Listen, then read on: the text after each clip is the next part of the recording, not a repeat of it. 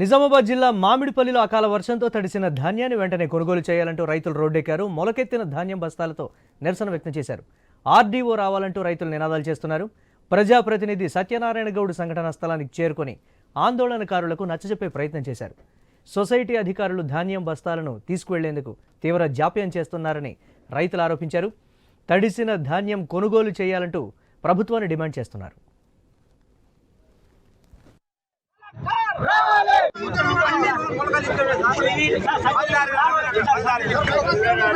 ఈ సంచి సార్ అన్ని నింపే 15 రోజులు అయితే నింపడానికి లోడ్ రాలేదు.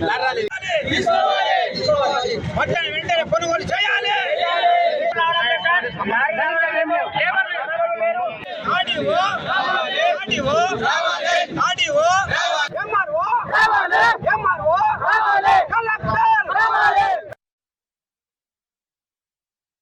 సజ్జ పంట సాగు చేశాము.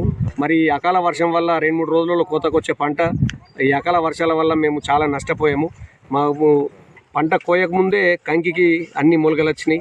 మరి కోసిన పంటకు కూడా కుప్పలు నేర్పం వాటిని ఎండబెట్టడానికి కూడా మొలకలు వచ్చి చాలా నష్టపోయాము. 45 డిగ్రీల ఎండలో కూడా పనిచేస్తూ పంట పండించాము. 3 రోజులు కంటిన్యూగా వర్షం పడి మా సజ్జ రైతుల్ని ఏమాత్రం నామరూపాలు లేకుండా తుడిచిపెట్టుకుపోయింది.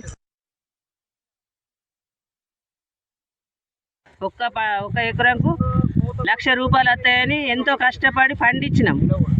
లాస్ట్ మూమెంట్లో పంట చేతికొచ్చి కోసినాక ఇంకా కోసేటివి ఉన్నాయి. కోసినాక 4 రోజుల వర్షం పడి ఎడతేయకుండా వర్షం పడుట్లా ఇవి పంట అంతా ఖరాబ్ అయింది. ఇవి లాకాలు వచ్చినాయి. ₹1,00,000 నష్టం. మేము రైతులం ఎట్లా తట్టుకుంటాం? చిన్న రైతులం, పంట పండితేనే బతుకుతాం.